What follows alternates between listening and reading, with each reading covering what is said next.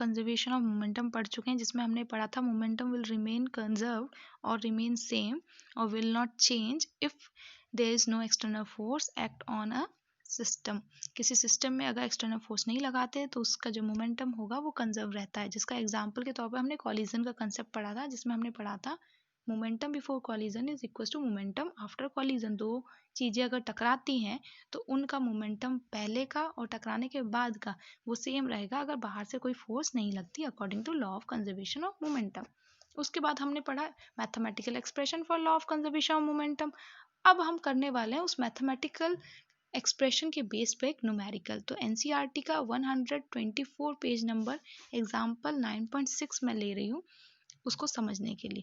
Question समझते जाएंगे, उसमें क्या क्या दे रखा है उसको हम लिखते जाएंगे, जिसे हम बोलते हैं गिवन। ओके, तो गिवन क्या क्या दिया है चलते जाते हैं। देखो, अब बुलेट ऑफ मास 20 ग्राम, एक बुलेट आपको दे रखी है और आपको क्या बता रखा है उसका मास कितना दे रखा है बेटा 20 ग्राम। ग्राम जो है हमारी एसआई यूनिट नहीं है मास की, तो इसको हम किस में कन्वर्ट कर लेंगे केजी में, 1000 के। ठीक है, 20 डिवाइड बाय 1000 और ये केजी में कन्वर्ट कर लिए। मास किसका है बुलेट का, इसलिए इसको एमबी लिख लिया। उसके बाद क्वेश्चन क्या कह रहा है, horizontally fire with the velocity, उसको कितनी वेलोसिटी से हमने फायर किया 150 मीटर पर सेकेंड, वो भी लिख लेंगे। Velocity of bullet is equal to 150 meter per second from pistol of mass 2 kg। जो हमारा पिस्टल है उसका मास कितना है 2 kg। तो एक पिस्टल और दे रखी है हमें जिसका मास कितना दे रखा है बेटा 2 kg। आपसे क्वेश्चन में ये चीजें दे रखी थी। लास्ट लाइन आपको पूछ रही है what is the recoil velocity of the pistol. ये जो पिस्टल थी हमारी इसकी रिकॉइल वेलोसिटी क्या होगी। तो रिकॉइल वेलोसिटी को मैं वी आर से रिप्रेजेंट कर रही हूँ। आर मतलब रिकॉइल, वी मतलब वेलोसिटी, ये पूछा है। तो आपको चार चीजों का जिक्र यहाँ इस क्वेश्चन में हुआ है। ठीक है, बुलेट का मास, बुलेट की वेलोसिटी, पिस्टल का मास और पिस्टल की वेलोसिटी, रिकॉइल वेलोसिटी। ओके, इन चारों चीजों समझ में आ गया होगा आपको कि गिवन में क्या दे रखा है। इस क्वेश्चन को थोड़ा और समझने के लिए हम क्या करते हैं, डायग्राम की हेल्प लेते हैं। क्या करना है कैसे करना है उसके लिए। ठीक है, तो देखिए जरा, आपको दी गई थी एक बुलेट जो फायर हो रही थी किससे, एक गन से। ठीक है, ये जो है एक गन है और इस गन का मास आपको कितना दे रखा है, पिस्टल, सॉरी गन नहीं पिस्टल, उसमें वर्ड यूज किया तो पिस्टल यूज करेंगे हम भी। 2 kg की आपको एक दे रखी पिस्टल और इस पिस्टल से हम क्या कर रहे हैं, एक बुलेट को फायर कर रहे हैं। ये जो बुलेट है इसका मास आपको बेटा दे रखा था mb, कितना दे रखा था 20 डिवाइड बाय 1000 kg। ये अभी हमने निकाला था kg में इसकी वैल्यू। ठीक है, तो ये बुलेट हो गई आपकी, एक गन हो गई। अब जब बुलेट फायर हुई थी तो इसकी वेलोसिटी भी दे रखी थी, तो वो कितनी दे रखी थी 150 मीटर पर सेकेंड। ठीक है, तो ये सब आपको गिवन है और पूछा है रिकॉइल वेलोसिटी किसकी, गन की। तो उसको करने से पहले हम थोड़ा सा बैक में जाते हैं, कुछ चीजें समझते हैं। तो देखिए, जब हमने गन से इस बुलेट को शूट किया तो ये क्या हुआ, बेसिकली एक्शन। ये जब एक्शन हो रहा है तो गन जो है फोर्स लगा रही है बुलेट पर। तो भाई थर्ड लॉ क्या बोलता है, बुलेट भी गन पर फोर्स लगाएगी और बुलेट जब गन पे फोर्स लगाएगी, पिस्टल पर फोर्स लगाएगी, तो वो आपका क्या होगा बेटा, रिएक्शन। ठीक है, तो ये रिएक्शन होगा बैकवर्ड डायरेक्शन में। ठीक है, बिल्कुल एक्शन जो हो रहा है उसके अपोजिट डायरेक्शन में। अब ये जो रिएक्शन है उसकी वजह से हमारी गन जो है पीछे की तरफ मूव करेगी, पीछे की तरफ मूव करेगी तो वेलोसिटी होगी और वो उस वेलोसिटी को ये हम बोलते हैं रिकॉइल वेलोसिटी, क्योंकि ये पीछे रिकॉइल हो रही है। तो यही आपको निकालनी है। आई होप आपको ये तो समझ में आ गया होगा कि क्या पूछना चाह रहा है क्वेश्चन, और ये डायग्राम पूरा समझ में आ रहा होगा। अब देखिए, इससे हम क्या से निकालने वाले हैं। थोड़ा सा और आगे चलते हैं। हम मान लेते हैं कि हमारी कंडीशन क्या है, ये जो गन है इसके अंदर बुलेट अभी है और इसको मैंने फायर नहीं किया, बाहर अभी नहीं लिया। तो उस केस में देखिए, ना गन हमारी मूव कर रही है ना बुलेट हमारी मूव कर रही है, दोनों मूव नहीं कर रही, तो इसका मतलब वेलोसिटी क्या हो जाएगी इनकी, 0। और अगर वेलोसिटी 0 हो जाएगी तो इनका मोमेंटम कितना हो जाएगा, मोमेंटम का फॉर्मूला होता है p is equal to mv।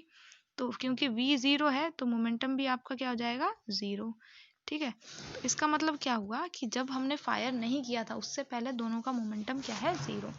ठीक है, यानी कि मोमेंटम बिफोर फायर क्या है, 0। अब इसकी ज़रूरत क्यों पड़ी इसको भी समझ लेते हैं। मैं पूरा डायग्राम वगैरह सब डिलीट कर रही हूँ। अब देखिए ज़रा क्या है। हम बेसिकली यहाँ लगाने वाले हैं law of conservation of momentum, law of conservation of momentum. Okay,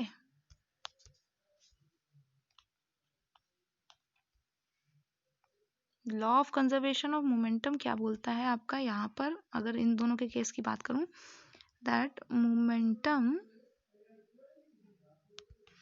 before fire, fire से पहले का जो मोमेंटम होगा is equal to total momentum after fire, momentum after fire.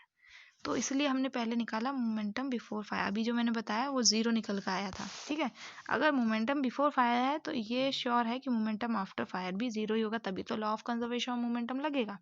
तो हम क्या करते हैं, मोमेंटम आफ्टर फायर निकाल लेते हैं, क्योंकि वही कंडीशन हमें दी हुई है सारी, और उसको इक्वल कर देंगे 0 से। ठीक है, तो चलिए करते हैं हम लोग ये क्वेश्चन। हम लिखते हैं मोमेंटम आफ्टर फायर। फॉर्मूला क्या होगा बेटा, मोमेंटम ऑफ, मोमेंटम किसका मोमेंटम, पहले momentum of bullet plus momentum of pistol. ठीक है, अब देखो मोमेंटम ऑफ बुलेट का फॉर्मूला था हमारे पास, अभी तो हमने किया। मोमेंटम ऑफ बुलेट का क्या फॉर्मूला था, इसको देखते हैं। तो ये क्या था हमारा फॉर्मूला, था मास इनटू वेलोसिटी। तो इसकी मास क्या है हमारा mv, वेलोसिटी क्या है vb। ऐसे मोमेंटम ऑफ पिस्टल का भी फॉर्मूला है हमारे पास, वो क्या है, मास ऑफ पिस्टल और इसकी रिकॉइल वेलोसिटी। तो मास ऑफ पिस्टल और इसकी रिकॉइल वेलोसिटी, तो यही फॉर्मूला हम यहाँ लगाते हैं और सॉल्व करते हैं। तो मोमेंटम ऑफ बुलेट और मोमेंटम ऑफ पिस्टल में ये फॉर्मूला लगाते हैं। तो देखो ज़रा, आफ्टर फायर बुलेट का केस है mb प्लस mp मूवमेंट, समझ में आ गया।